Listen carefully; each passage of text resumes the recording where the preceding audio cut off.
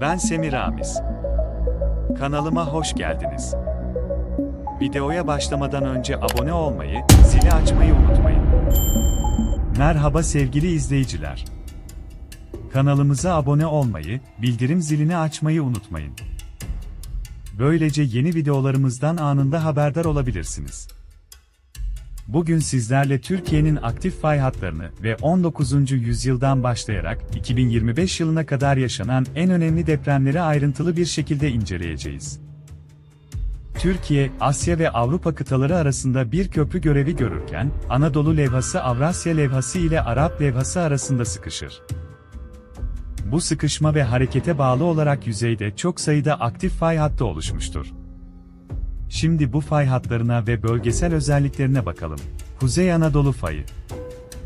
Yaklaşık 1300 kilometre uzunluğundaki bu fay hattı, Marmara Denizi'nden başlayıp Karlova'ya kadar uzanır.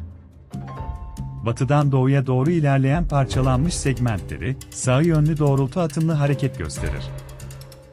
19. yüzyıldan itibaren tam 11 segmentinde yıkıcı depremler kaydedilmiştir. En son yıllarda Marmara Denizi'nin güney kıyısında küçük yırtılma hareketleri gözlemlenmektedir.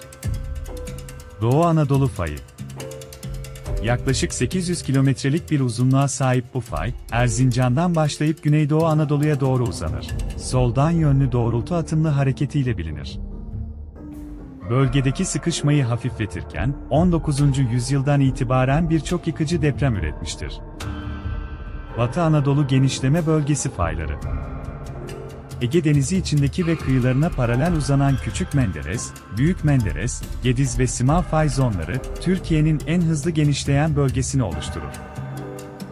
Bu faylar, kuzey-güney doğrultusunda açılmaya neden olan gerilme rejimiyle aktifleşir. Özellikle 30'lu yıllarda Gediz Havzası'nda yüzey yırtılmaları kaydedilmiştir. Fethiye-Burdur fay zonu.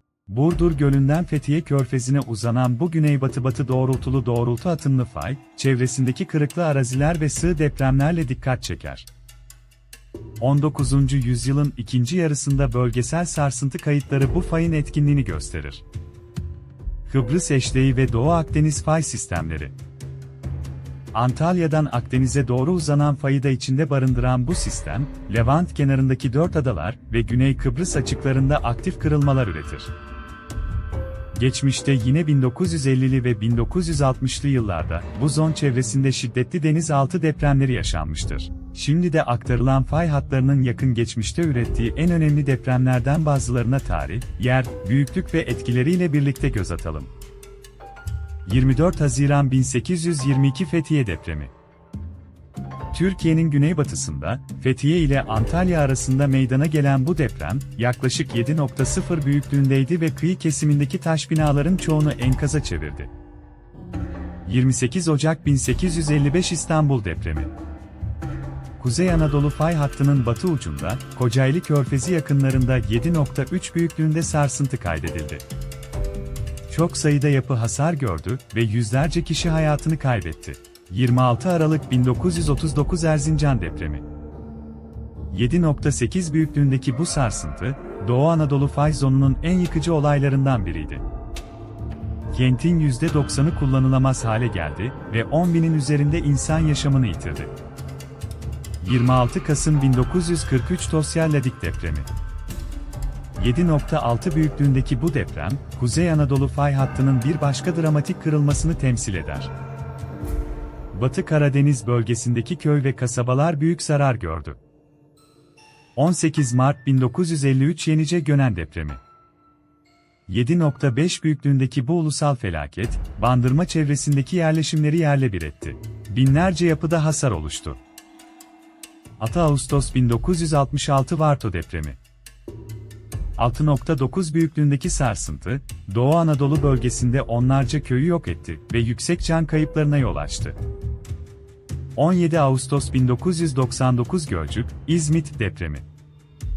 7.6 büyüklüğündeki bu deprem, Marmara bölgesinin çehresini değiştirdi. 20.000'in üzerinde insan hayatını kaybetti, yüz binlercesi evsiz kaldı. 12 Kasım 1999 Düzce depremi. 7.2 büyüklüğündeki sarsıntı, Ağustos'ta devam eden artçı sarsıntıların en şiddetlisiydi. Bölgedeki altyapı ağır hasar aldı. 23 Ekim 2011 Van Edremit depremi. 7.1 büyüklüğündeki deprem, Van Gölü kıyısındaki yaşamı alt üst etti. Çok sayıda insan enkaz altında kaldı. 24 Ocak 2020 Elazığ Sivrice depremi. 6.8 büyüklüğündeki sarsıntı, Doğu Anadolu'nun sarsıntılar zincirine yeni bir halka ekledi ve çevre illerde de ciddi hasara neden oldu. 6 Şubat 2023 Kahramanmaraş depremleri. İlk sarsıntı 7.7 büyüklüğünde gerçekleşti. Ardından gelen artçılar bölgede muazzam yıkıma yol açtı. 10 binden fazla can kaybı yaşandı, 10 binlerce yapı ağır veya yıkık raporu aldı. 2025 yılına kadar gerçekleşen diğer orta ve yüksek şiddetli depremler de bu büyük zonlar üzerinde devam etmektedir. Bilim insanları, Türkiye'nin her noktasının bir ölçüde deprem riski taşıdığını vurgulamaktadır. Türkiye, aktif fay hatları boyunca modern erken uyarı sistemleri, deprem yönetmeliğine uygun yapılaşma ve halkın bilinçlendirilmesini öncelikli hale getirmelidir.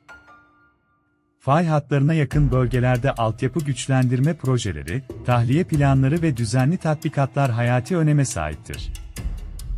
Bugünkü videomuzda Türkiye'nin aktif fay hatlarını ve 18. yüzyıldan 2025 yılına kadar gerçekleşen en önemli depremleri ele aldık. Eğer beğendiyseniz videoyu beğen butonuna basmayı, kanala abone olmayı ve bildirim zilini açmayı unutmayın. Düşüncelerinizi, deneyimlerinizi ve önerilerinizi yorumlarda bizimle paylaşın. Bir sonraki videoda görüşmek üzere, sağlıcakla kalın.